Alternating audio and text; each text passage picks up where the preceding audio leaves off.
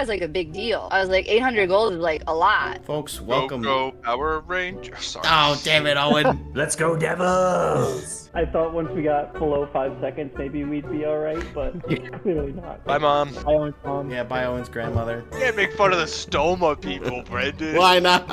Sorry, Dean. I didn't mean to shit on you. Score! I just tuned in. View the first 2 minutes and then shut down your computer. Hey, I heard that. You guys are ridiculous. Folks, welcome to episode 101 of the Bread Loves Hockey podcast. Ooh, I know you see me standing there. You know, little throwback to like 2010s Teen Nick or whatever it was. How we doing Classic. today? Too bad. Doing great. That's what we like to hear. It's obviously still summertime. We're recording on the 8th today, and we have some news with the CBA getting ratified, and obviously more signings. There's actually only been one other trade since then. We'll kind of get into, the expectations for the rest of the summer as far as trades, because there's been some rumblings about that. But yeah, Gifford, welcome back. You got a new backdrop there too. I don't know if we actually officially said that the Thunder won the championship this year, but yeah, formal congratulations from the BLHP squad on the victory. Thank you. Yeah, I decided it was probably finally time to display them. Now that I have more than one flag. And I was like, I'm so sick of this blank wall, so I just, finally put them up with a few other things. So it definitely looks a lot better in my opinion. Yeah, it looks good. I like it. It fits pretty well as far as the spacing and everything. So yeah, pretty tidy. And yeah, we talked a bit about our predictions from at the beginning of or before the NBA season had started, and we were like kind of close. I had 2 out of the 4 Western Conference finalists, or just finalists in generals, with the Pacers making it. And then I think Dean had at least one of the teams in the finals. Yeah, I don't remember. I just remember I didn't do very well, so maybe I didn't have either. Yeah, the Pacers is kind of a wild pick, honestly, that you got that right, because they were the 4 seed, and they were probably the underdogs in the majority of the series. And obviously, like, a lot of wild stuff had to go their way for them to get as far. But personally, I had the Thunder beating the Celtics in the final. Celtics obviously kind of like fell apart this season, especially with the Tatum ACL injury, and then luckily my Thunder pulled it out. It was a little bit closer than I wanted it to be, but happy to witness the first championship in OKC history, second in franchise technically if you count the Supersonics. Yeah, I mean, Dean had Boston, I think, in his either finals or conference finals, something like that. Obviously, makes sense. Yeah, I just know I talked about it before. I had Philly as my big one, and didn't work out. Oh well. So I guess we'll shift gears up the wall a little bit to talk about Vegas. Although they did not win the championship this past season, they are looking to capture their second franchise Stanley Cup this season. Of course, every team's trying to do that, but yeah, it's been a little bit now since we had, of course, the big Mitch Marner trade. We've had some other recent, more minor signings for Vegas. Notably, let's see, Cormier actually just re-signed today, and then they also re-signed Cole Reinhardt, and who else? A couple other guys, Ronberg and Lavoie, all 1-year deals. Actually, the Schwint is an not Reinhardt, Schwint, Cole Schwint. That was just an extension. But yeah, they're pretty much set at this point. Did you ever talk about the Pietrangelo LTIR? We kind of mentioned it over the course of a few episodes as we were learning a bit more about what was going on with that one. But yeah, the the reason that they're able to make the Marner deal work is in part because of the activation of LTIR for Pietrangelo and McCrimmon saying in his press conference that it's unlikely that he will play again in the league. So he's got 2 more years left on his deal before he become a UFA. So that's when those when that contract would come off the books, if that's the case, and it's trending like it probably is. Yeah, it's unfortunate. I'm glad that he, pretty much already had a successful career at this point. He's 35 years old, already has 2 Stanley Cups to his name with 2 different franchises.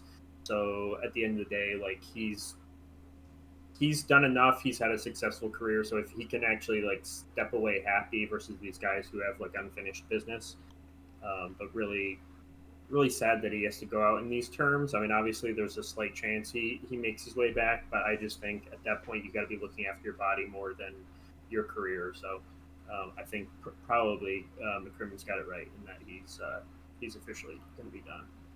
Yeah. Which, yeah, it's going to be a big hit to the blue line, of course. They did bring in Jeremy Lauzon. They re-signed Jacob Megna as just another body sort of thing. So we'll see. And they also re-signed recently Caden Korzak to a 4-year extension. Let me find the numbers on that. It's a 4-year, $3.25 million per extension for the 24-year-old. So, I mean, I remember last off-season's press conference, McCrimmon was talking about how he expected Korzak to be a full-time NHLer, and that didn't end up happening this season. He did get into a decent number of games, but he didn't play the full year. But I think this signing indicates that, yeah, he's definitely going to be with the team all year unless, he gets injured or something. What are you thinking about the defensive pairings? Who do you think is going to match up together? Let me take a quick gander here.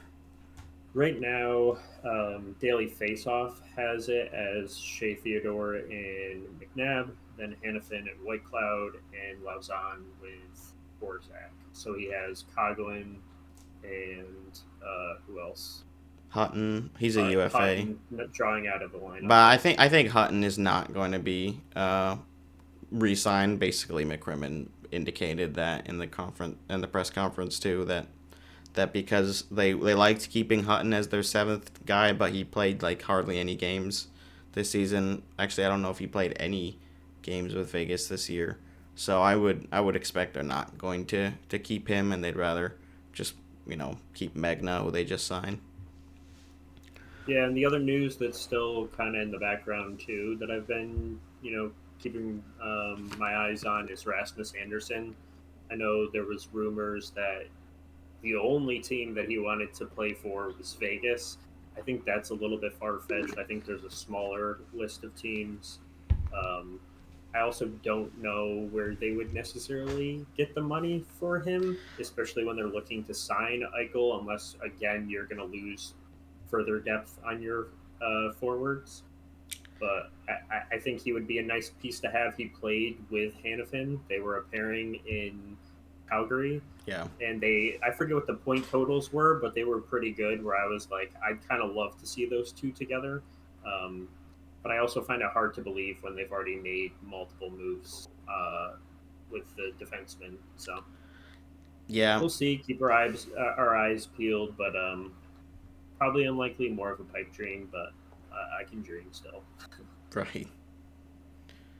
Yeah, I don't know if they have the assets to necessarily complete an Anderson trade at this point. Like, at least where I would be happy with how much we paid, I guess. Like, I saw a couple just projected like moves where it's like, yeah, we're gonna throw in Trevor Connolly and like another prospect and a second or something like. They're just all these assets where I'm like, whoa, like I don't know if we really necessarily need to overpay to get Anderson, even if it does come with like a long-term extension. I don't know. I think we don't want to like put too many eggs in the basket right away.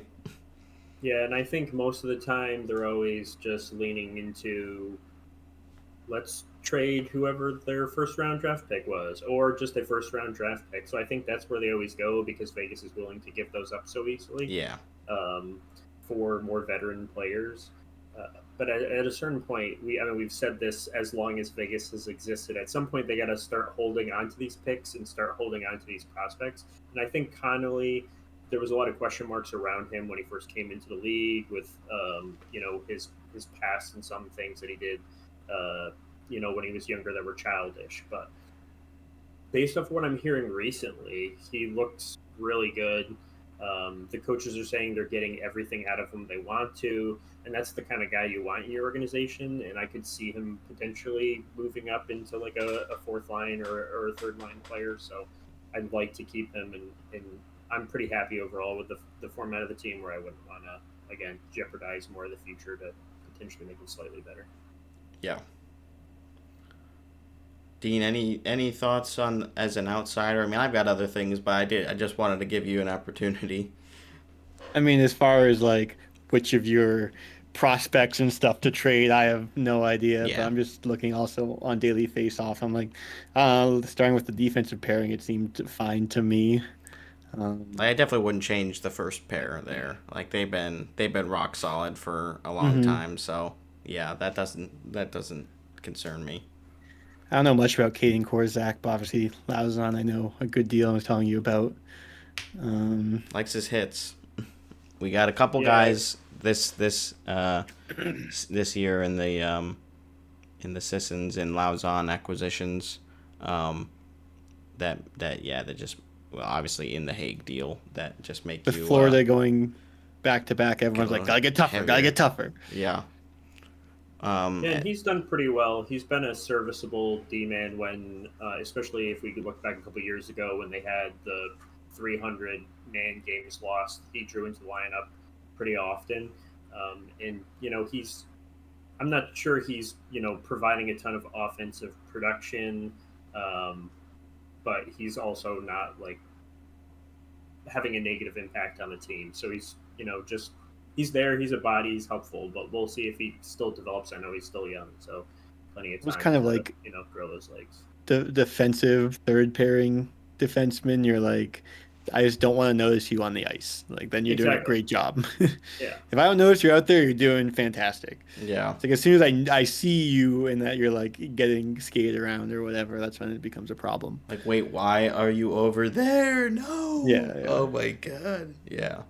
Yeah, so I think, Vegas has always had lots of contributions offensively from the defensemen. I feel like they'll pull back a little bit from that this year based on this roster construction. I mean, we'll see. I think Korzak can probably contribute offensively a little bit. He probably won't get like power play time or anything like that.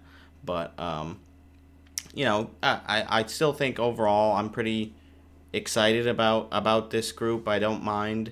Like I didn't love losing Wah, but he was kind of a luxury at 4th C, and getting Sissons, who's at least a good face-off winner and just has obviously logged some pretty good minutes and years in the league, I think is helpful. He's a hard worker, so I don't mind that downgrade. I'll just go over the projections, and I think there's some tweaking to have with these lines, but for the first line we got Dorofeyev, Eichel, and Marner. Again, we'll kind of get into it what I think is more realistic, but then they have Barbashev, Hurdle, and Stone, Saad, Carlson, and Smith, and then Howden, Sissons, and Kolasar as the fourth line there, which I guess Gifford, how do you feel about that construction? I don't think it's too far off. I'm trying to think of the tweaks that I would make here. Again, there are concerns. I think we have to see how Eichel and Marner play together. I think there's plenty of opportunity early in the season to change around the lineups, see who works well together. But again, as far as McCrimmon's concerns right away in the press conference of, well, somebody's got to shoot the puck. And those two guys are always, your assist guys, your playmakers, creating the open space for another guy. Dorofeev. So potentially that lineup works. I think right now I'd probably leave it as is, and like I said, see what happens in the first couple of weeks of the season. I also again like the third line, Carlson and Smith. You definitely want together. They've played together more than anybody else on this roster. So I think you definitely want those two on the line, and I think Saad actually matches up pretty well with those guys as far as the speed and playmaking ability towards net. And then I like what the rest of the lineup. I'm not sure how I feel. I think again, Howden and Colasar are going to be your guys on the fourth line.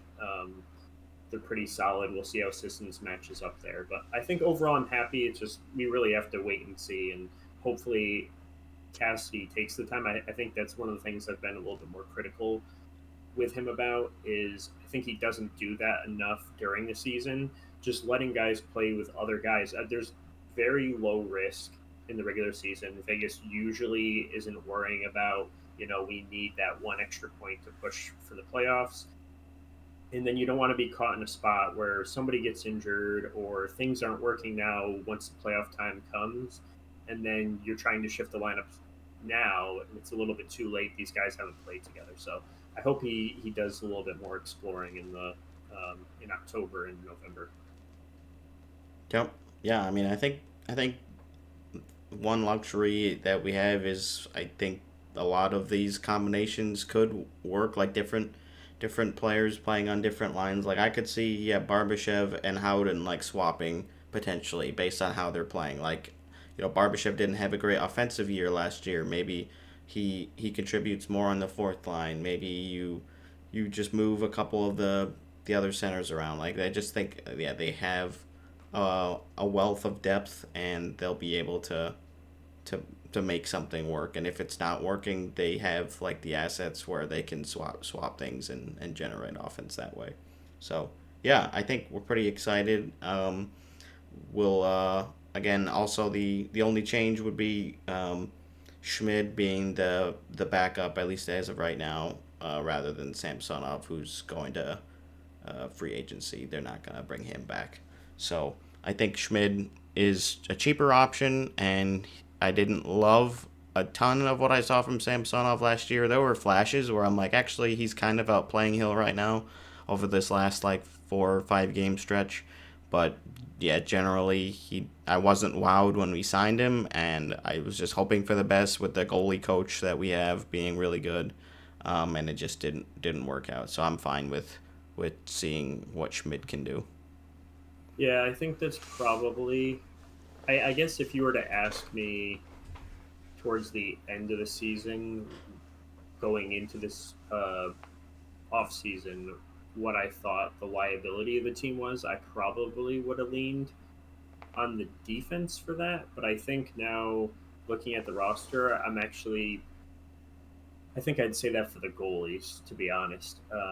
Schmid, I mean, again, we'll have to see. He's going to get more opportunities this season than he has in the past.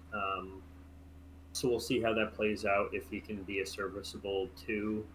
But Aiden Hill, I was a little bit disappointed with his season last year. I mean, I know he put up big expectations with how the playoff run went.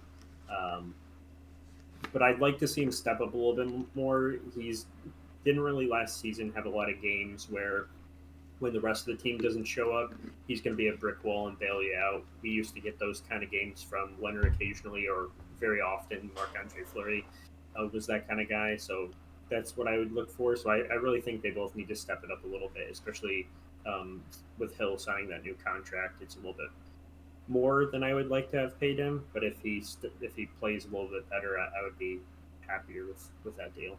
Sure. I think I'm always the most optimistic with goalies in the off season, where I'm especially a goalie like Hill, where you've seen what his best looks like. I'm oh, he just had an off year, or got a little cold or whatever. So I feel generally unless you have a goalie that's not meant to really be a starter, I'm like, I don't make that my biggest worry because I'm always like, they'll bounce back this year, whether that's realistic or not. Yeah, I guess it's what kind of team you're looking at. Like, Vegas in the past has been one of those teams that it really doesn't matter who is in net. They're scoring enough goals that they're going to win regardless, just off of, purely outscoring you. But especially how they played last season in the playoffs, where goals were hard to come by, and you're battling more in like a 2-1 kind of game. You definitely want somebody who you're more confident in to bail you out at times. Yeah, which is why they get Marner. Should score more goals this year. Yep. Yeah. Yeah, like they. So it's a little bit of both. They definitely addressed that need, understanding that they might. They obviously had to sacrifice a little bit of depth on both the defense and the forward side, but I think the balance is still decent, at least compared to what they looked like they needed the last couple of games against Edmonton, where they got shut out both games, and it was not a great end to the season for us. But again, it's just nice to see how aggressive Vegas is, and that they're able to get what they want without having to usually pay too much. Again, we'll keep an eye on the whole Rasmus Anderson situation. But yeah, for now we're looking pretty good. Do you remember your predictions from last offseason? We basically recorded, I think it was a year ago tomorrow, I believe, is when we recorded with you last year for season 50, and we were obviously discussing our expectations for Vegas going into the 24-25 season. I don't specifically remember. I feel like I might have said that they were a wild card team going into the playoffs, and I think I said a few rounds deep into the playoffs. I think that was it. I didn't really have high expectations. I felt like the roster was worse overall than it was a couple of years ago when they won. And especially after they lost the guys and kind of had the disappointing season after. So if I'm right with what I said, I was fairly close, other than the fact that they weren't a wild card team. Right. Dean, roll the clip. I'm going to say, as an optimistic prediction, I'm going to say they make it in as a wild card, and they do win the first round surprisingly. So whoever they're facing, they should lose to. They win, but then they lose in the second round. Dallas. That's my guess. Are your expectations higher this year? I'm going to be hopeful and say yes, because I mean, I think last year was pretty disappointing. I think they just cruised through the regular season. The Wild gave them too much of a challenge for the team that they have, and especially their history. They shouldn't have struggled that much, and I kind of knew the writing was on the wall after they barely squeaked out through that series that they're probably not going to make it through Edmonton, and if they did, I'd be pleasantly surprised. And exactly what I expected is really what happened, where it wasn't a contest, which is unfortunate, especially with how that series went a few years ago. Right. Yeah, I think Dean had them as a wild card too. Again, he's like, it seems about right. They squeaked in at the end of the season and played Dallas in the round one. So he's like, yeah, that seems about right. Again, they didn't really gain a whole lot of pieces. So I said third in the Pacific, or actually I think I said second, and maybe you had said third, Gifford, and obviously they ended up winning the Pacific Division. So we were pretty down on them, but they still pretty handily took the Pacific Division. There really wasn't a ton of fight, especially towards the end, where Edmonton was just not going to be able to catch them, and LA was kind of not doing their best towards the end of the season either. So yeah, I guess who knows? Maybe we're feeling a little more optimistic, expecting maybe another at least second, third round appearance this year, and then maybe they disappoint us. I don't know. Or maybe we're really excited to see them, make another deep push and play Florida again in the Stanley Cup Finals. Hey, only Vegas has proven they could beat Florida, so. True that. and all the other teams before they won. Well, we're not counting those. Right. The Avs, I guess would be the only other ones because they played them in the finals back in '96. Bree actually just found she's in Georgia right now, and she found some Panthers glasses from when they won the Eastern Conference Finals in '96. So she's gonna bring some of those back. I thought those were pretty cool. That's cool. I'm like, yeah, if you find any like Thrashers stuff or even Flames, Atlanta Flames stuff, that would be really cool. Cause I don't have any stuff for any Atlanta teams. I want to get a jersey, probably a couple, but I just haven't pulled the trigger on anything yet. So that would be cool. I don't want her to buy a jersey, but it would be cool to find something. The glasses. Like, she's probably not going to these hockey shops while she's there. Nah, she must have. I think she was at like a flea market or something to that effect, where she was picking up these other glasses, and she found some other like clothes and bags and a couple other things. So it seemed like she was at some sort of third market or whatever they call it, secondhand market. But we'll see. I'll show you guys. Maybe I'll be drinking out of them next episode. Who knows? I think that's pretty much what I had for Vegas. Again, it's still early. There's still plenty of time for them to make a shakeup. And yeah, we're just in the waiting game. Of course, it's summertime, so we're doing our best. We also have the CBA ratified, like we mentioned earlier. So that was actually ratified today. It was just agreed upon in principle prior to this, but they did end up getting that taken care of. So that kicks in not this season, but the next season. So 2025, 2026, or excuse me, 2026, 2027. So yeah, we have some changes that we know about now, but we won't see them put into effect until the following season. And yeah, the first one here, 84 game schedule for the regular season, which seemed to be rumored for a while now, and so they'll be taking off 2 of the preseason games, I believe, and so it'll only be 4 preseason games, and the season will probably start a little bit earlier. I'm sure. Yeah, I mean, I think they were toying with that for a while, and this will also close the loop on having the division games.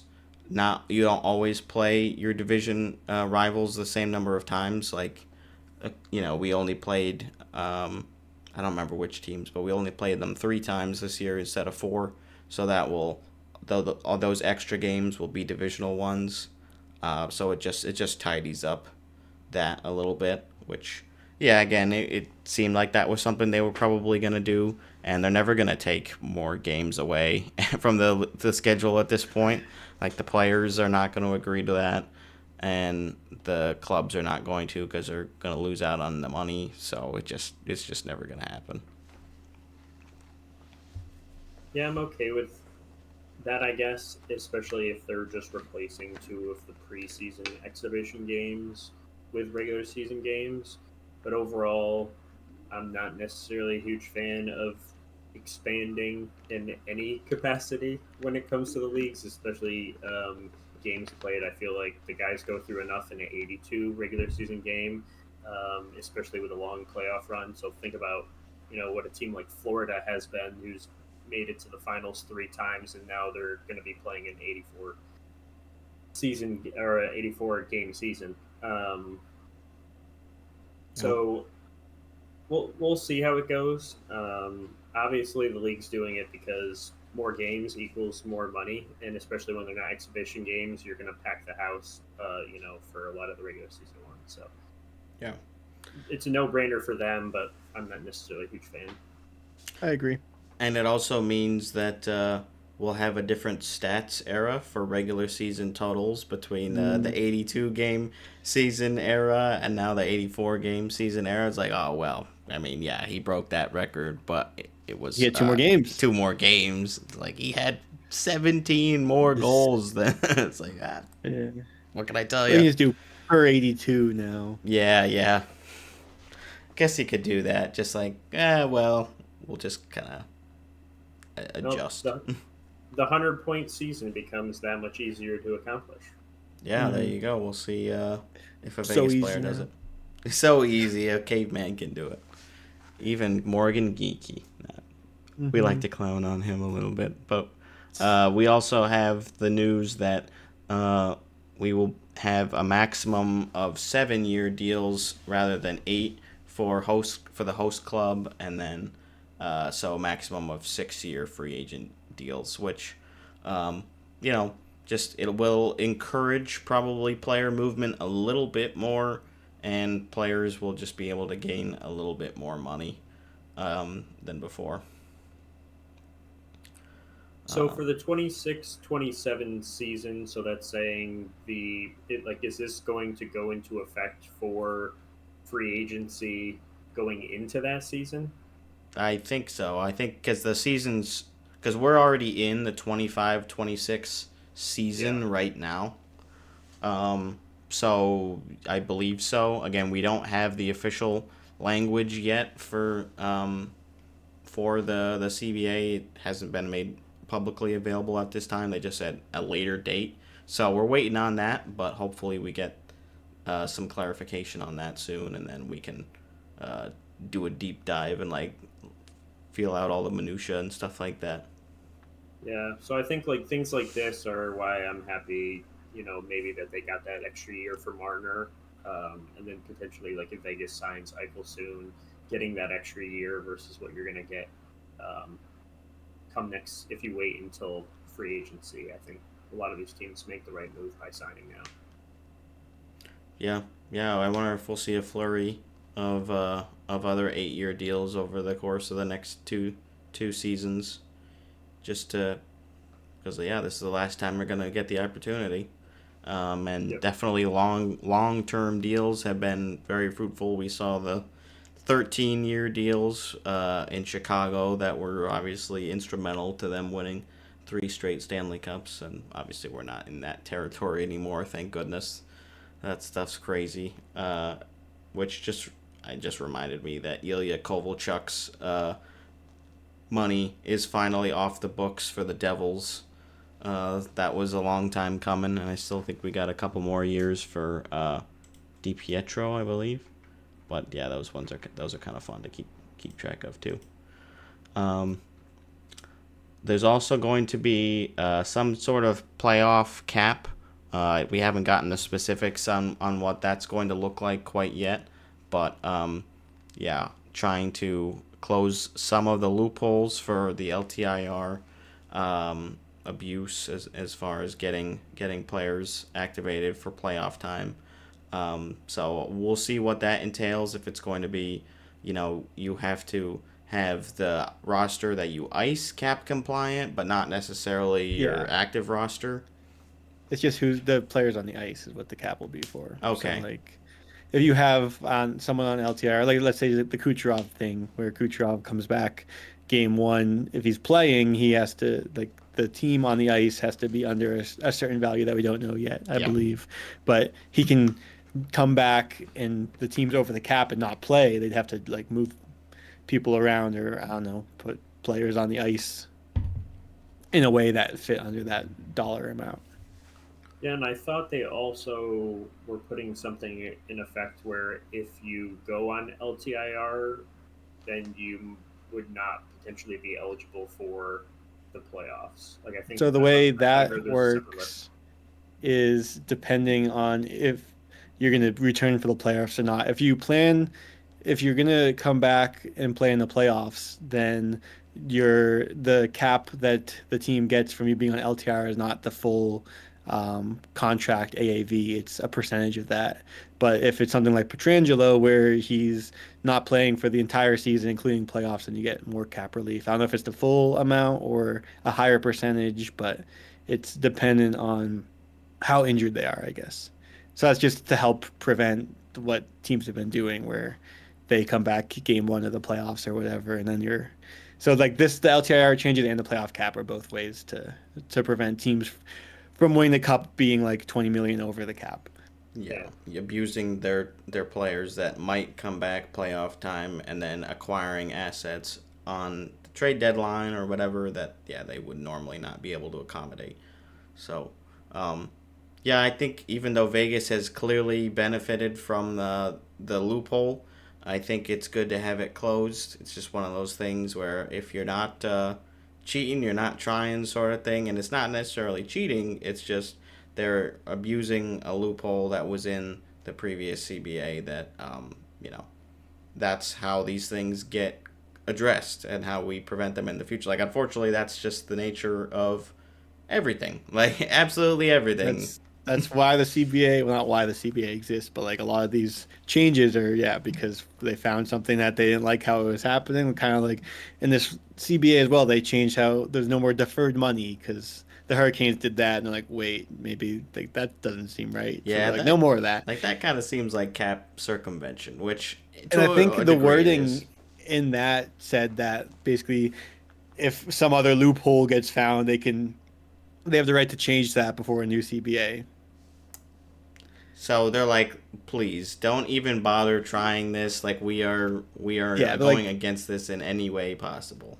Basically, yeah. So we will see more of those deals signed. Obviously, Tavares just signed one of those, which dropped his cap hit by like 120,000 or something like that per year, something like that. But it's like, it could be beneficial. Yeah, I think it's funny that most of the time when I see it on X or anywhere online where people are talking about LTIR, usually Vegas is the first team that's always mentioned. But I mean, right here in the article that you had shared, it's mentioning that Florida used it for Kachuk to win their second cup. Vegas did it with Stone, obviously, and they did it the next year, although it didn't really benefit them when they moved for Hurdle. Then Tampa Bay did it with Kucherov and Chicago with Kane. So most of the teams that are winning are doing it in some capacity. But again, it's always going to be where do you draw the line? And to me, it's like it's fair game if these teams are able to look through the rules and find how far they can push it without going too far. Then more power to them. I think like every team in the last decade that won the cup was over the cap. Really? Yeah, I remember seeing some stat like that. I think the last team, the most recent team that made it to the finals that was under the cap, I think, was the 2019 Bruins. Really? Yeah. I mean, it's the same thing exists. Too bad. Maybe if they were over, they would have won. Maybe. Just needed that one more piece. If only Bergeron was injured for the last 30 games or whatever. Yeah. And if you think about some of these other sports, they have, if they don't necessarily have a hard cap, they have the luxury tax, where some of these teams are willing to eat a ridiculous tax so that they can have a better roster, and then they'll find a way to win. And in a way, you could say they bought their championships, but they're just pushing the rules to an extent. And if they have that ability to eat that extra money, then they will. I mean, other sport. I mean, think about football or some of these other sports or any sport where you're buying out contracts. It's just like you're willing to eat some of that dead money to benefit your team moving forward. Yeah, but it seems like the NHL is steering away from that model with these recent changes, which I'm fine with. Yep. Again. Yeah, that's fine. What else? What else do we have for some major changes? Changes to how players' rights are held. So draft picks rights. So they're standardizing the way that the rights are held. So it's players once they turn 22, that's when they will. That's when you will no longer retain the rights. Rather than it depended on draft year or draft age and and what Where you were what drafted league from. you were in. Yeah, it was so. CHL players would maybe not be able to, would not be eligible to play in, like the AHL, for example, or maybe they were not eligible to go back to their CHL club, but they weren't really ready for the NHL, and it's just gonna help, standardize again, which I think is also a good thing, and which is in line with the recent changes where now Canadian players are able to sign NCAA contracts. So we're seeing more shifts where large name CHL, WHL, OHL players are signing contracts with collegiate clubs in the NCAA. Notably, Gavin McKenna has committed to Penn State instead of going back to play for the Medicine Hat Tigers in the WHL, so that's a big one.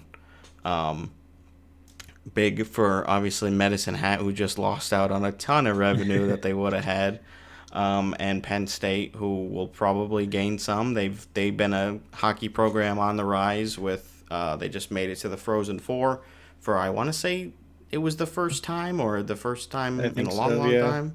It was the first time. Yeah, so they didn't end up making it all the way, but McKenna will bring a lot for them. And then I did note that the 7-foot prospect Alexander Karmanov is also committed to Penn State. So that could be a fun one to keep an eye on. Anyways, sorry not to derail too much. We do have a couple other things, but it's semi-related. Yes, this one's kind of sad, even though it makes sense. The permanent e-bugs, the emergency backup goalies, are here instead of the beer league players who just like kind of work for the organization, the arena, basically, and so they'll occasionally practice in the area or with the team. So instead of having those emergency call-ups, it's going to be a dedicated e-bug for each club that they're able to have. Yeah, I mean, the e-bug stories have been fun, but like it doesn't make sense to have some 40-year-old man that hasn't played or put on hockey pads in like a decade getting out there and taking NHL level shots. Like all sorts of things could go wrong. It's also fun for like, it's too bad, I don't know, D2, D3 goals, maybe not D3, D2-ish goalies that are like, hey, you want to get paid like $85K a year to just kind of travel with the team and like be there for practice, and then maybe a 1 in a million chance you get to play an NHL game. Yeah, people will probably be interested in that. Like, yeah, it is. It is probably a good change, even though I will miss. It was the Senators had some e-bug who was literally running with his goalie gear to the arena because the traffic to Canadian Tire Center was so crazy. I don't remember his name, but that was a really funny clip, and we won't get stuff like that anymore. But now, Brendan, you have one more thing to memorize. You can memorize every team's e-bug. Maybe you can like learn about some old college goalies. Be like, oh, Steve Perry is now the e-bug. Yeah, that's actually kind of funny and probably something that I would do. That sounds like something that I'd be interested in doing, for sure.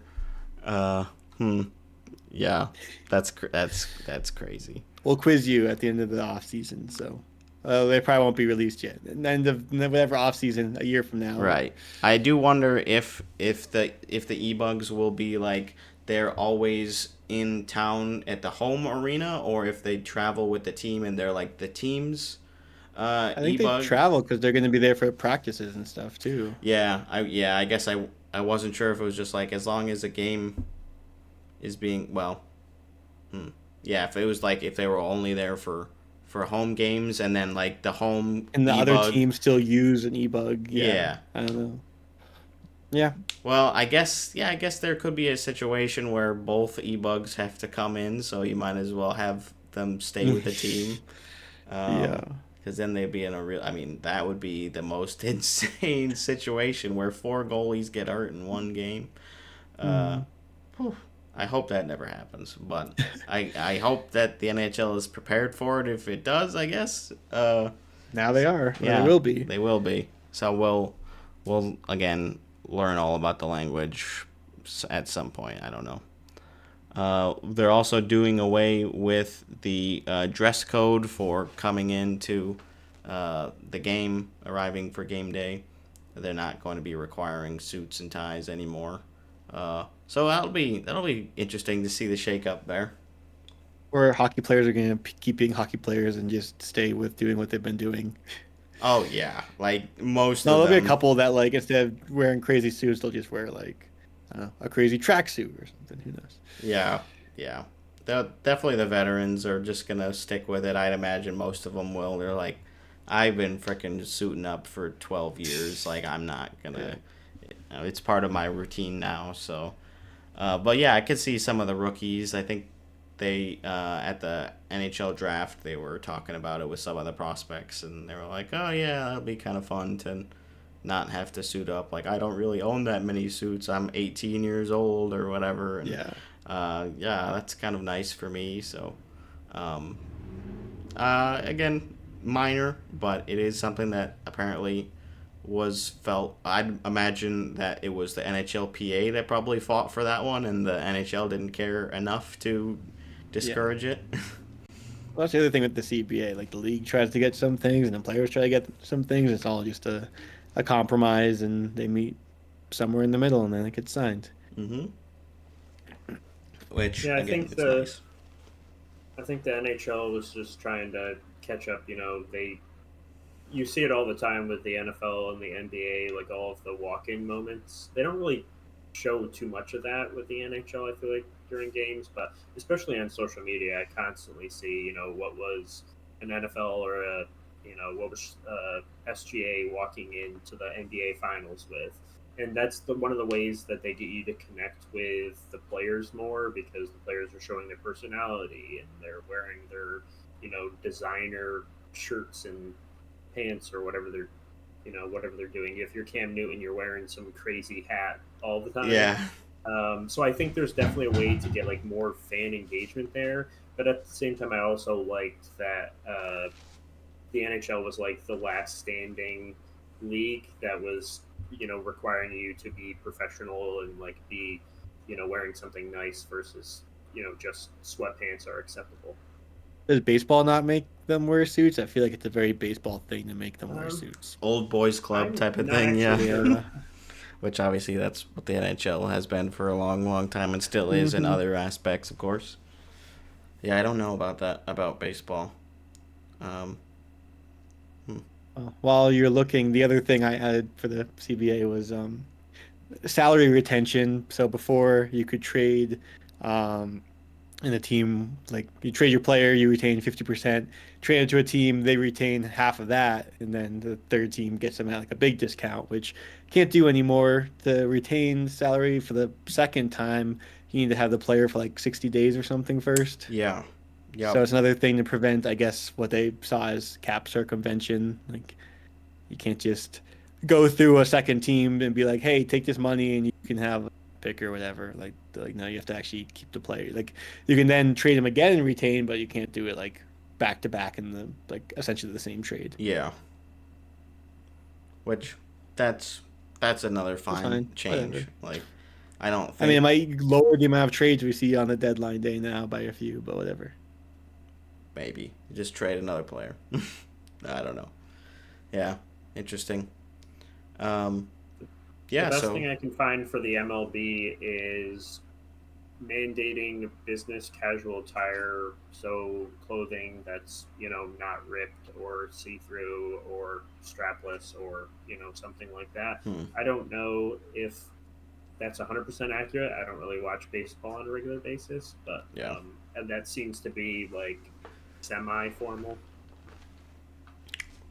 No, I guess the NHL's ahead of the curve there. They did have the, for the Winter Classic and stuff, they let them do in the Stadium Series, they let them do the fun walkouts with sillier outfits, but that's pretty much the extent of it, or had been. So, Yeah, there you go. That's the CBA. You should also say this goes through 2030, right? Yes, it's a 4-year extension, or 26/7 through 29/30. Yeah, so 4 years. Yep. So that's great. Like, we've never seen the CBA extended this early before, which is just no lockout. For fans, it means we get to watch the league for a long, long time still, and hopefully, this trend continues in 2029, 2030. You've never been a fan during a lockout season. Let's keep it that way, please. I was only a fan for the partial I'll be lockout so sad. in 2013. Yeah. And I wasn't like I wasn't watching every game yet anyway, so I was more like, oh, where's hockey? But not like, come on, like, it's killing me. It's been months. Yeah. So, like, I can't imagine like a whole season of just no hockey. Oh, I know. And the Bruins made the finals that year too, so. Yeah, they did. Well, that's why I was like, well, if they win, everyone's gonna say fake season and whatever. But no one really thinks about that with the Blackhawks, so I guess it would have been fine. No, because they won. Well, the Bruins would have also won a couple of years ago, so. Because 2013 and then 2015 and 2010 was also Chicago. So, yep, that's a long time ago now. Thank goodness. We're on to a new era and heading into another one very soon. So that's fun. Why don't we next go down the list here? I just figured we'd talk a little bit about restricted free agents now that we've gotten the list of players eligible for offer sheets. Notably, Buffalo and Utah elected salary arbitration with Byram and Jack McBain, respectively, and we did just see Jack McBain sign an extension, 5 by 4.125. So that one's already taken care of, and now we're just waiting on Buffalo. So the big note there is that the player can choose the term, whether it's 1 or 2 years, and if it's a 2-year deal, then he'll be able to walk right to unrestricted free agency rather than restricted free agency. So that might be the route that Byram goes, and just buys Buffalo some time to trade him at the deadline, basically. Like, it seems like the writing is kind of already on the wall. Now that they've gone to arbitration, or they've elected arbitration, they're not going to be able to like keep him long term, unless he signs an extension or something. But the way that everything's going with Buffalo, I don't expect that. So that's notable. And I think we also had the list of available players that can be offer sheeted. I clicked on the same thing twice. Is there a age limit to where you can still be considered an RFA? There is, yeah. Restricted free agency status is based on your age, when you were drafted, and your experience in the league. I was looking at it. I was reading up a bunch on it because I'm like, I don't really know absolutely everything there is to know about status of players and how they become an RFA versus the 10.2C, which is players ineligible for offer sheets. Here, I got some information. Here we go. Only players classified as restricted free agents can sign offer sheets. Typically, RFAs have completed their entry-level contracts but haven't accrued enough NHL seasons or reached a certain age to become unrestricted free agents. Only RFAs can receive offer sheets. Players who have not yet qualified for RFA status, known as 10.2.C players, are not eligible, and I'll get into that in a second. To qualify for RFA status, a player must have the following experience. So if your entry-level contract is signed between years 18 and 21, you need 3 years of professional experience in order to qualify for RFA. If it's 22 and 23, that's 2 years, and 24 and up is 1 year of professional experience. And the age is determined by a player's age on September 15th of the calendar year in which he signs his entry-level contract.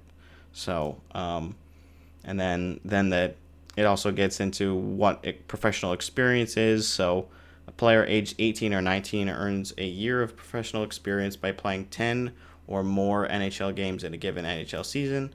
20 or older is a year for playing 10 games or more, and I think that's it. So that's a bit of a breakdown on who's who.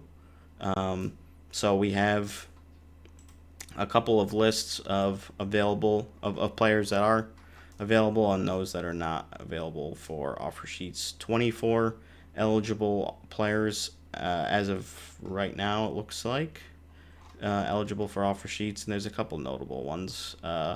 Alexander Holtz is the notable for Vegas. That's the only one. I don't know what they're going to do with him. He's not obviously slotted in right now, and he didn't really pan out, at least as far as last season's performance. Like, I never really was too blown away by him on the ice, so I guess we'll see what happens with him. Yeah, I think he's one of those guys that, Vegas just likes to kick the tires, see if he's got something. And they've done that in the past with, a handful of guys that, can't find their way into the lineup, but you're not really risking much to test them out, so. Yeah, like I didn't mind buying low on him, in that trade. I didn't think that was a bad idea. It just so far it hasn't worked out. We'll see if they did extend a qualifying offer, so I'd expect that he's coming back, and it'll just be, for how long and what the money looks like. Who else would you say are the big players on this list? Okay, so we've got Gabe Vilardi, and one also thing that's interesting is through Puckpedia they have the years of status. So he's on year 2 of his deal. We got Marco Rossi, Mason McTavish, Capo Caco, Siplikov, Connor Zary, Nick Robertson. That's another one to keep an eye on. There's a couple other names that I recognize, but those are like the big ones pretty much. So those are the big names that you could potentially see an offer sheet for. And then you skip Bowen Byram because he's going to arbitration. Yeah, see, he's not eligible.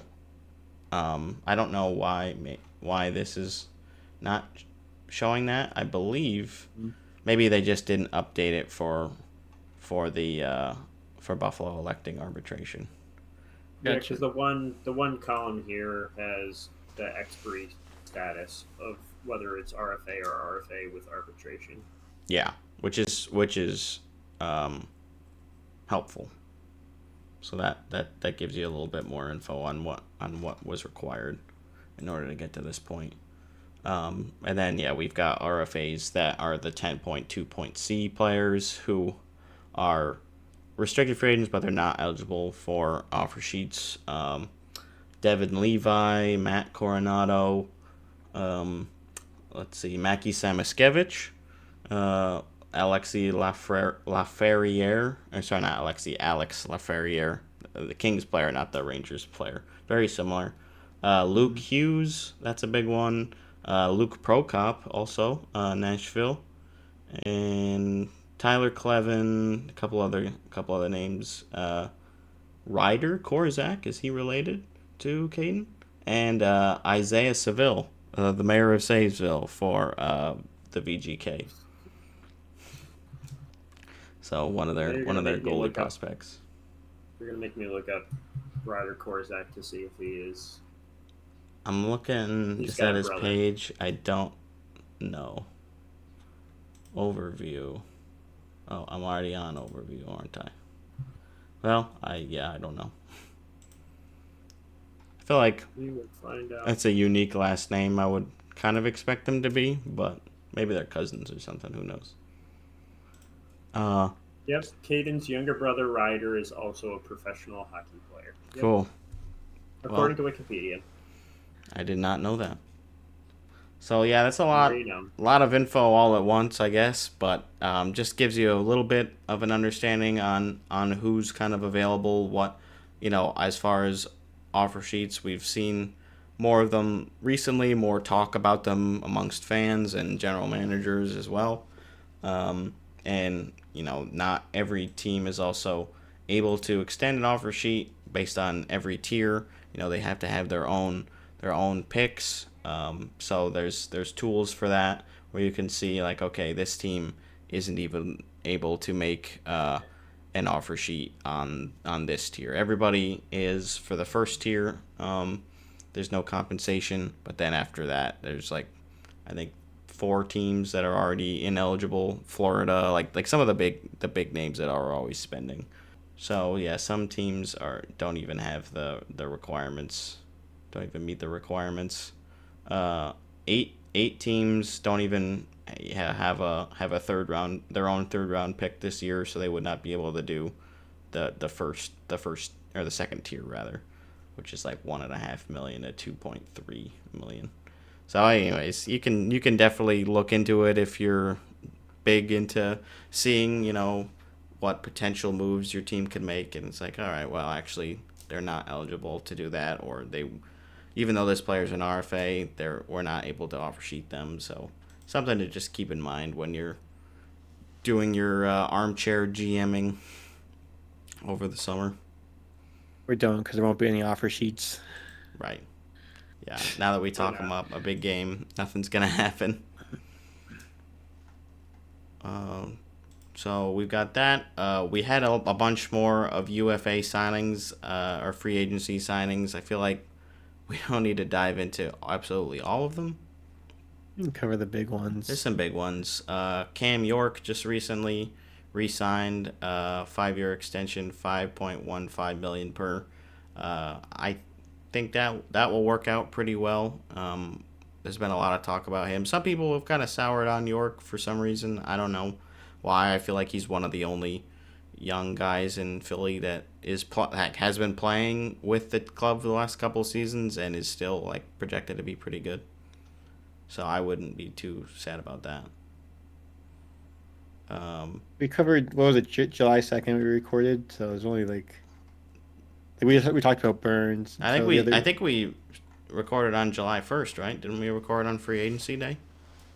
Well, I thought we had talked about Brent Burns. Maybe not. Yeah, I heard Brent Burns on the podcast. Oh, did you? Okay. Well, maybe not then. Isaac Poulter, former Adirondack Thunder goalie, signs with the Winnipeg Jets on a 1-year, 2-way extension, or not extension, contract. So Nyquist one year in Winnipeg. I don't know if we covered that. $3.25 million. Orlov to the Sharks. Yep. 2 years. That one's just to get to the cap floor. I feel like Probably. It's like we'll just give you a bunch. A decent defenseman. Yeah, he's not too bad. Nick Ehlers was the big signing. 6 years. We were waiting on that one. Per in Carolina. Which I mean, that's pretty good. Like, yeah. I don't know if I feel like it's probably not a huge overpay, and I think he probably wanted to go there. So that's I think that helps them a lot. Yeah, that lineup is looking pretty stacked over in Carolina.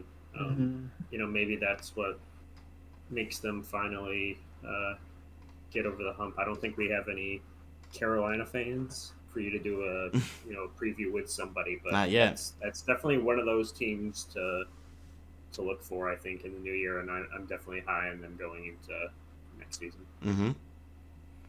McBain. Jack McBain, yep. 5 years, 4.25 AAV. Oh, 2.5. Utah. I said 1.5 earlier, I think, by mistake. Oh, how dare you? Yeah, sorry about that, folks. You'll get it fixed eventually. A fix Volansky. Remember you said you talked about him last week, Dean? I think, or 2 weeks ago. I don't even remember. He was just I think it was just some weird name or something I was like, What I about think I've heard of him. Sheldon Rempel going to Washington? Another former Knights legend. Yeah, that's too League bad. min 1 year, $775K.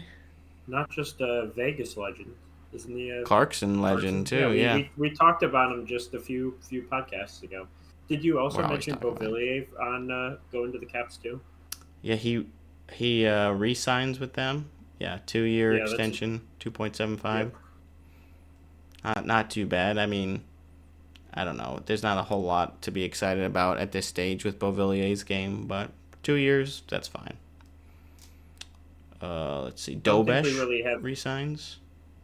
I don't think we really have any, guys were big names that we're waiting on. Not really. So really, Anderson, I think, is probably the biggest news left with either signing.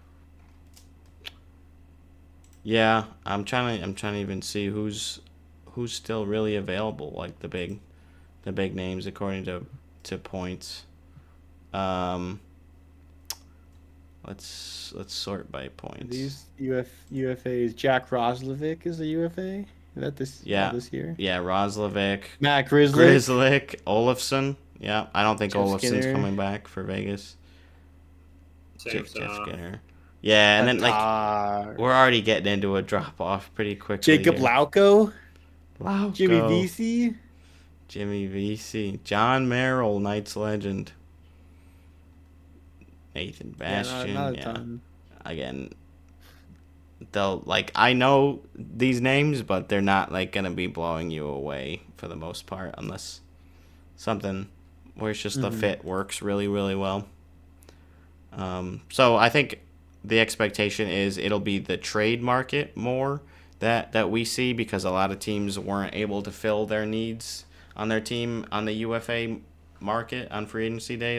There just weren't a ton of great names available that either just re-signed with their team or they got traded beforehand. Obviously, Marner being a big example of that, and Condre Miller ends up getting traded too. So, yeah, I think we'll see more trades probably. Sounds like that's what some of the insiders are expecting too. One of Matt Grizzlick's comparables is Matt Grizzlick. I love that. Based on this list that I'm looking at, I know a couple of these guys that they've listed as free agents aren't, playing in the league anymore, like Robin Leonard. But where's Anthony Seo?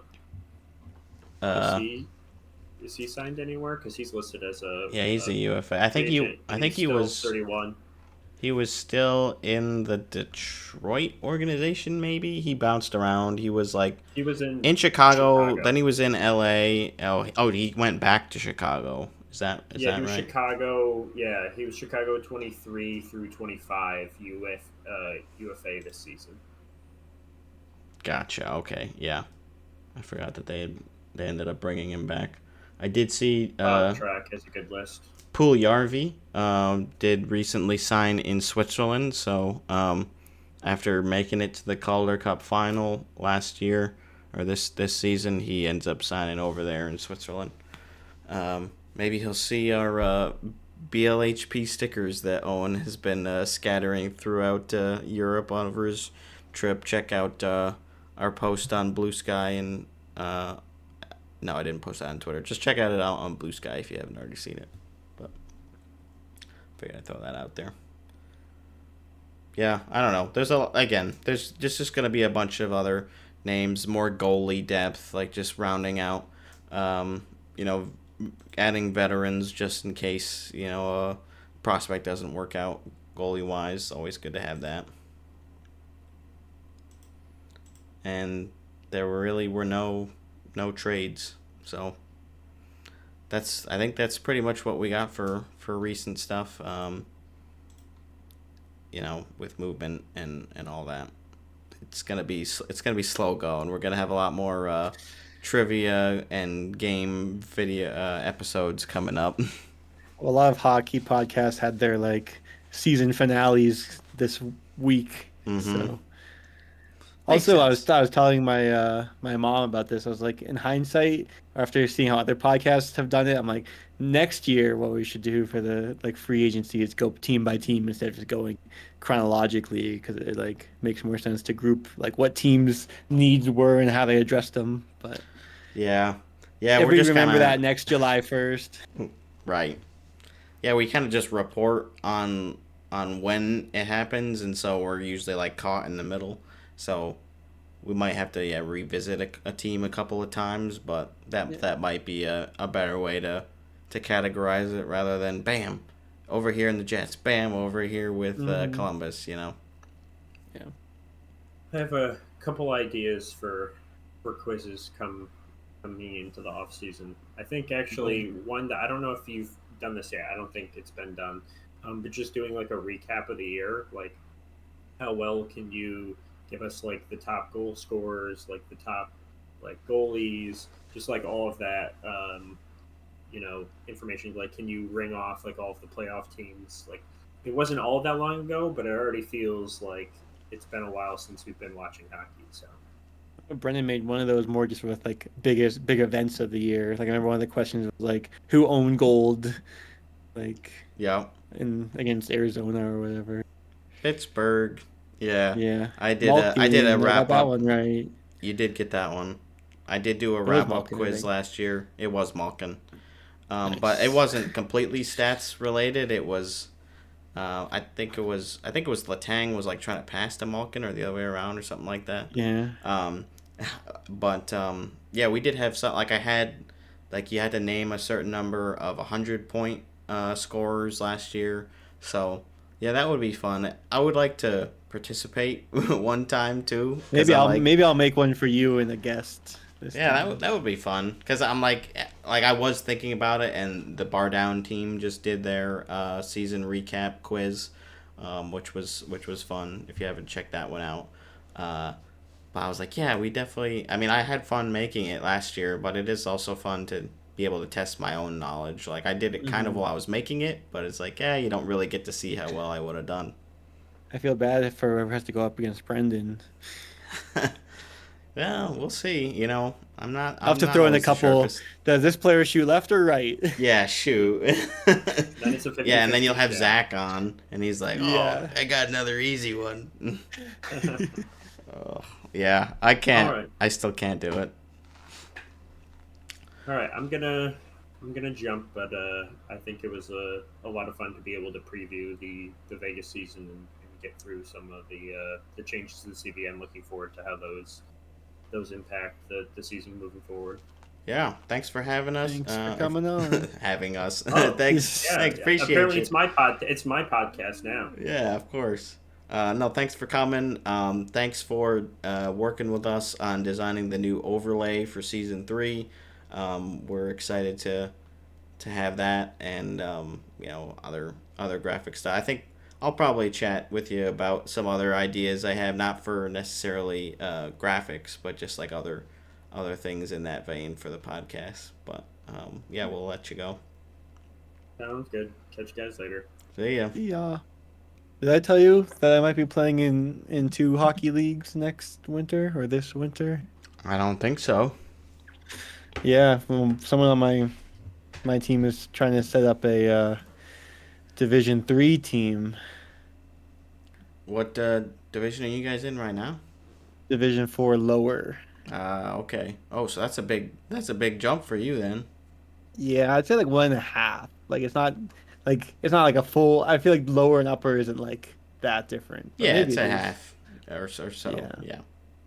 Yeah, but yeah, they're looking. They don't have enough players yet. But they're just trying to get like a gauge how many people would be interested. And then he sent an email today, like, and if you have anyone in mind, feel free to like let them know and see. But I'd invite you, but you're not good enough. Sorry.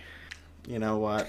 It's okay. It doesn't hurt my feelings too much. The guy who's setting it up, he's also named Doug, and he's like, when asking your friends, just think, is this player definitely better than Doug? Because Doug's like, I might be the worst one on this team, but she's like, he's pretty good. I mean, he was tied with me for goals for a bit, like, so.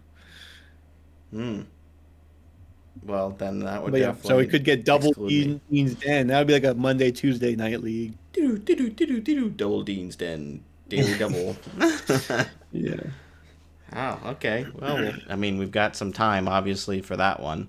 Yeah, and like I said, there's nothing solidified yet, but I was like, yeah, I'd be down. That sounds fun because I wanted to play at a higher level, but like I don't want to leave this other team because like I like everyone on the team and that. So Yeah, that's fun. See if that works out. Yep. Let's talk about some other moving on, I guess, with Lanny McDonald stepping down as the chairman of the Hockey Hall of Fame. I think he was chairman for 10 years, something like that. Yeah, I know players have talked about like getting the call and knowing it's Lanny. Like, wait, am I gonna get in the Hall of Fame right now? Like you kind of associate it. So it'd be interesting whoever the new guy is, if players will know right away or be excited to receive a call from whoever it is. Yeah. Like, ooh, Sean Avery, why is this guy calling me? Yeah. Yeah. Yeah, hopefully it's not somebody that people already associate with bad memories or whatever. Like, oh, Yeah. like, I don't want to pick up the phone for you. Yeah, Matt Cook's like, sorry I concussed you years ago, but you're in the Hall now. Yeah, it's like, wait, how did you get here? So that's a big one. And then the other big name officially retiring, Bob McKenzie, put out a long post detailing that he is officially wrapping it up with TSN after 25 years there. He's been covering the league for so long, and a bunch of the insiders were saying, yeah, he basically led the way for every modern insider, which is really like in more cool. sports than just hockey, it seems like. Oh yeah, yeah. His impact has been absolutely huge. He's been nothing but a class act, and yeah, he like kind of soft retired a couple of years ago, and then he's like, I'll come back for free agency and for the draft because he's. So that's the start of like Bobby Margarita or whatever. Yeah, he loves his marg. So like, yeah, after. Who doesn't? Yeah, I know. I love I got a frozen margarita mix in my fridge right now. So nice. Maybe I could go for one. Should have had one during the pod to keep you cool. I need something. I am. You guys can't really tell on the camera, luckily, but I am roasting. Well, yeah, you guys don't know this, but Brendan's air conditioning gets picked up on his mic, so he turns off the AC for our recordings. So he powered through like a 2.5 hour recording last week. That was brutal. It was really hotter then than it is today. Luckily, it's still hot today, and I am sticking to a lot of things right now. But yeah. we're gonna muscle through, just like Bob. Oh, we're almost done here, I think. Yeah, we don't have much left. But speaking of muscling through, big story and the documentary that we had been talking about for a while has been released for a little while, but Dean and I both finally were able to catch up and finish it. A clean sheet by Gabriel, made with Gabriel Landeskog. He like started journaling the early stages of his rehab after he got the knee surgery there, or not knee. It's like he did they described the whole thing in great detail with medical terms. I was really trying. I'm like, I'm gonna remember like this. Basically, a tendon got cut with a skate, and it got all sorts of other issues, and lots of surgery and rehab was involved. But yeah, basically the episodes were released like weekly or something, and then I forget there was like a gap maybe before episode 5, and then episode 6 just came out not too long ago, which was wrapping it all up. So we've both watched all 6 of those episodes. And what were your thoughts? I thought it was presented really, really well. Like, really intelligently. I thought the production was great. It was personal, and it had, like, really just great art value. Like, there was, like, having Landeskog there just, like, in that room talking about it, going over his journal and calling back to key moments, and then, going over, like, oh, here's the model that he had of the knee, and going over the different, ligaments, and, like, well, this is actually, like, because you definitely knew that he knew, like, he was on top of everything that he was going through. Like, he had to be. Mm-hmm. So he had a breadth of knowledge on that, and of course they're recording this, potentially a couple years after, like, some of those clips, like, that they're talking about, like, before the surgery, and then he has other setbacks and all that. So I thought they did a really good job of capturing, like, what it felt like emotionally for him through different phases.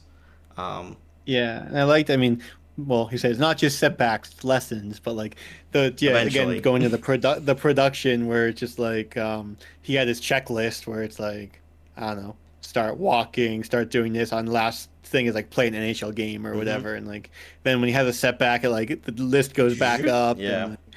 And like the thing was like games since last goal or games since playing a hockey game, like, or days since whatever. Since the like, surgery. kind of gave you perspective. And yeah, I also just didn't realize like how well spoken he was and knowledgeable. Obviously, kind of like he mentioned, like just getting to get to know him off the ice was cool. Yeah, I mean, I have a huge amount of respect for him. I mean, I would say I probably already did, but even more so now, knowing the process that he had to go through, and we're only scratching the surface with the documentary. Like, we're just getting the highlights more or less, and lowlights.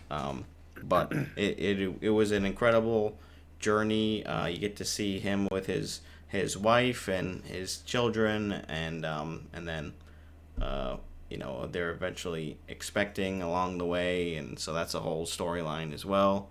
And it was just something that you don't really get to see, a side of not only athletes but also just specifically NHL players.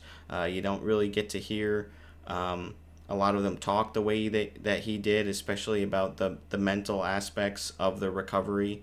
And I thought that was really important. There are a lot of things that he was vocalizing that's just like, I have never heard an NHL player say that. Like, I just haven't. Like, it was just very, very reinforcing, like very positive, I guess, for me to see that and hear that from him. So I would definitely. And a lot of the other documentaries, like the I forget the name of the other. What's the one that season 2 is coming out? The Amazon Face Off series. Face Off, yeah. Like a lot of that is like similar, but they don't go as in depth on the players because you don't have as much time. But here it's just Landeskog, so like you can really see his home life, his playing, like all of it, just because it's just covering one player. So yeah, it's really cool. Yeah, he's got the producer with him for a long time, and we learn. We meet some of the other characters, I guess, in his life, like other doctors and trainers, and seeing that those relationships too are really interesting. You get to see some clips with Cale Makar and other teammates too, because he's sort of with the team, but he's not always with them. So it's just there's just a lot of really good insight and good topics there that you won't get to see anywhere else. So if you have been hesitant about checking it out, I would definitely recommend it. It's on Max and True TV or something like that. 6 episodes. They're like 25 minutes each. So it really should watch that in one evening. Yeah, I watched. Actually, I did break it up. I think I watched it over 3 sessions or 4. But it was still very good. So glad that we got to see that. And just overall good. Yep. Good ending, of course, too, with what we could know. have been better. Yeah, well, okay. I guess so. He could have, won the Stanley Cup again. Made it past a round, but yeah. Scored a goal in the playoffs. I tried to see if I could find myself in the stands, but I was doing was like scrubbing but I was like, I think we were row 17, and I think the furthest I counted up was like 14 to 15. I was like, oh, so close. Yeah, and again, you were on the opposite side of where the goal was, so. Right, so I was watching, like, they filmed where he, like, got the puck behind the net and, like, skated it up or whatever. So I was, like, looking and, like, but nope. Yeah. I was like, what if it's, like, just, it cuts to, like, a close-up of me cheering or something? Because they had, like, a couple fan close-ups. I know, that would have, if just been watching, crazy. you're just like, oh my god, wait, how's that? Yeah. That's Dean! Yeah. That would be really I fun. figure someone would have probably told me before I got around to watching it. Maybe. Is that you? I don't know how many of our friends have watched it. That's true. Yeah. That's why we soft discuss here, and then you can decide afterwards.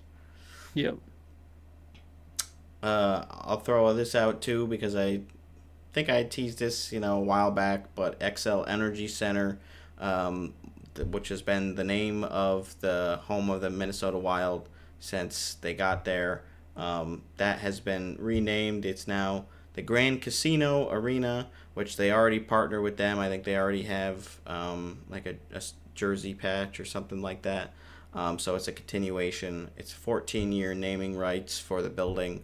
So, yeah, I don't love Grand Casino as a name compared. I think XL Energy, like they call it the X. It's got literally energy in there. It's just like Yeah. But that's the way it go. We saw freaking Crypto.com Arena, which was Staples Center. People still call it the Staples Center.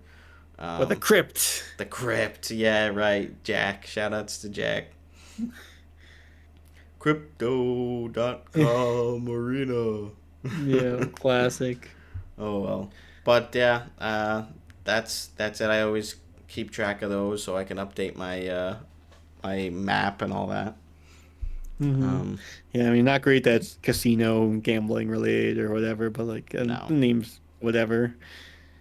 Yeah, which there's gonna be, like they said, it's more than just the name. It's like continued partnership, like yada yada yada. 50 Scotia Bank arenas already. So Canada is a whole other thing. Yeah, with all their conglomerates. No one really calls the arenas by the arena name way. Yeah, I mean, I don't know. Like we call it the Fortress. We don't typically call it T-Mobile. You got the Shark Tank, the Garden, TD Garden. But then they also call Madison Square Garden the Garden, so it's like it's just based on the accent. First, maybe I don't know. Was Boston Garden before Madison? I mean, Boston Garden. I mean, TD Garden obviously wasn't, but like Boston Garden probably was. I mean, the Bruins franchise is older than the Rangers, so maybe I don't think they played there. But like, I feel like the Boston Garden doesn't count as. They played in Matthews Arena for a little while.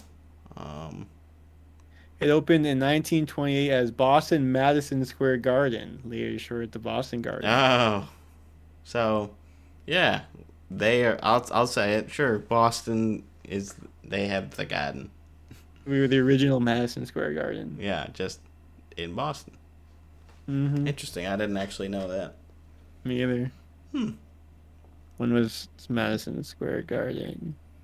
Original date. Yeah, it could be older than the team. Well, the first Madison Square Garden opened in 1879. Okay. So, yeah, it's probably just the Rangers didn't play there until... Yeah, it was originally a converted train depot at Madison Square. Well, I take back what I said then. Well, the current Madison Square Garden, the fourth venue to bear the name, opened in 1968. I see. But fourth one. So it's like, yeah, there have been iterations of Madison Square Garden. And then TD Garden was 1995. From the Boston Gardens? I assume it was Boston, but I thought Boston Garden was older than 95, but maybe not. I thought so too. But it all seems anyway, old now. Yeah. We're old. Yeah, we're old. Speaking about old, how about the Stanley Cup final in 1919? I thought this was fun, and I was like, I gotta talk about this. So, this is inspired, of course, by a post on the hockey subreddit. They say is it finally time to finish the 1919 Stanley Cup Finals? The Seattle Metropolitans and the Canadiens were geared up to face off for the Cup Finals, but the Spanish flu did too much damage. So yeah, the Montreal was not able to roster a full team, and Seattle refused to just accept the cup. So they were saying, yeah, wouldn't it be kind of fun to have maybe a potential exhibition, not necessarily exhibition, but like do an outdoor yeah. game feature, or calling back to that. Like I think it would be better for a Winter Classic than a Stadium Series, but it's like Seattle already played in a Winter Classic. Like, are they really gonna get another one so Doesn't stop soon? Chicago. True that, but Seattle is a little bit different, I guess. Montreal, they'll probably make an exception for Montreal. Yeah. Well, I was gonna say, like, I feel like sometimes Winter Classics they pick the most random teams, so it's like, why not actually have a good reason to have like a matchup like this? Yeah, I mean, Florida and New York this year is in 2026 is gonna be the matchup. So yeah, you never really know. I think it would be fun either way. Get one of the newest franchises and one of the and the oldest to face off. You can get some cool jersey designs. And so I kind of transition this a little bit into this post-to-post video I watched about Stadium Series concept jersey, like jerseys and the potential matchup. So they had 16 sets, and it was fun. I like the Hurricanes one. I like the Blackhawks. Oh, one. The Hurricanes one, really? That one you don't like it. That one's crazy. It's so cool. Like, it's like the Dallas neon green one, but with my favorite red instead. Just like to the extreme. Yeah. I like it. The Panthers one's cool. The Boston one I like, honestly. I don't know if I would buy that one, but like I like it. The one I'm probably not gonna. One of the ones that was interesting was the Capitals versus the Senators, which is fun with the whole, capitals of each country going against each other. I thought that could be a really fun one to theme. Yeah, the Preds one's lame. Oh, yeah. Detroit actually doing something different, potentially. I like the wing on the sleeve. Yeah, they've got the wing literally, like, engrossing the whole sleeves, which was kind of fun. He also posted a video because there's the Sens. They also the Sens did, one's very interesting, very different. I like the Sens one quite a bit, and then they did like sweater or hoodie versions basically. So like some of the designs are tweaked, and some of the designs that didn't really look too good as a jersey I thought were really cool as a potential hoodie. So that was kind of fun to check out. But yeah, it kind of made me think about other potential Stadium Series matchups that I think would be fun, or just outdoor game matchups that harken back to some history, like that 1919 final. I think the capitals going up against each other, the two capitals of the nations would be fun. And there's probably some other ties, like you could do maybe Minnesota versus Dallas and do like a whole North Stars theme. Other potential things like that. I think there could be a lot of potential, and they don't always do that. They did the Rangers, Devils, Flyers, and Islanders thing, which was kind of interesting, just that whole locality. But I think there's room for improvement. I like the Vegas one too. I didn't really care for the Vegas one.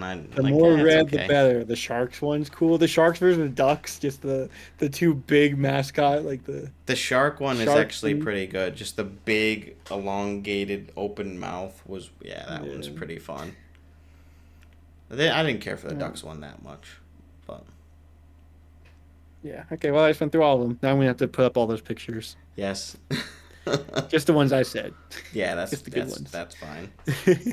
The last thing I just put this just got announced today that the Avalanche hired Dave Haxtell as a assistant coach. Oh. Okay. Which, I mean, whenever you have a head coach as an assistant coach, that's probably pretty good. Yeah, we definitely see that happen a lot. Like coaches that have had limited time as head coaches. I mean, Hextall's a little bit more experienced, but obviously coached like just 250 games. 250. At least, well, the Kraken in those 3 seasons, the Kraken were 107, 112, and 27. And they made the Stanley Cup playoffs that one year. That's true. Second round. 15 seasons at North Dakota. Yeah, and they almost beat Dallas in Game 7, too. I was like, this would be crazy if they made it to the finals. the conference finals. I was rooting for that. It was too bad that they didn't end up winning that one in a close Game 7, but oh well. So prior to his tenure in Toronto, he was head coach for the Flyers for 4 seasons, and then Seattle. So he spent a good fair bit coaching in the league. So yeah, I think that makes some sense. Like, there's so many assistant coaches that get recycled. I don't have enough to say about them because I'm not a player that ever played for any of these, coaches. I'm like, I don't really keep track of what their styles are and all that stuff. I just don't know enough about the game as how it's played and what these type of guys bring, unless I've seen them play, like in Vegas. Like, I know about Steve Spott, and his whole tenure with following DeBoer around and being the power play guy there. So I have some history there, but yeah, I'm limited on ex or non-Vegas head coaches and assistant coaches and all that. Sure. I think. Well, I think that's probably good for this week. A little bit of a shorter episode, and we'll maybe either have shorter episodes or have to add some games in soon to get a relatively long-ish length podcast in the future. We shall see. Yeah, I don't expect too many more 2-hour long episodes this summer. Yeah. Until we get close to start getting the other guests on to do their team breakdowns. Yeah, we'll definitely continue to tackle those. We obviously had me and Gifford today, and we'll definitely get... Maybe Zach will be next. We'll get Zach, probably get your dad at some point, too. We'll get both of those guys at the same time, maybe. There we go. That would be interesting. I like to hear them butt heads. The first 5-person... Oh. Wait, no, I guess... I'm trying to think of... Get my sister... I was gonna say, whole family on here. Yeah, we just need the whole DeFilippo clan. Yeah. That would be fun. And now we have Dean's BLHP jersey too, so we've got all those taken care of. Pretty good to finally have gotten that, and there was no mistakes on the printing, which we were like, please don't have any problems. Spelled right. Yeah. Very nice. Mm-hmm. So we've got all of them are in, and now we'll just have to have an episode with the 4 of us rocking those. The VIPs. The VIPs, yes, exactly.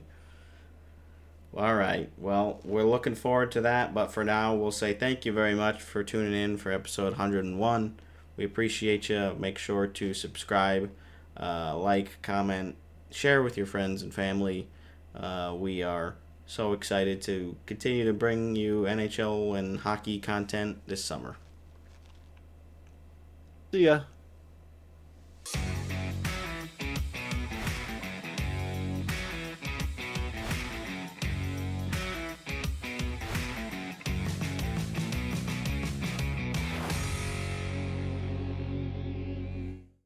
You see the Nashville Predators thing, the Preds in the community? Yeah, I almost put that in there. You should put it on there. That's pretty funny.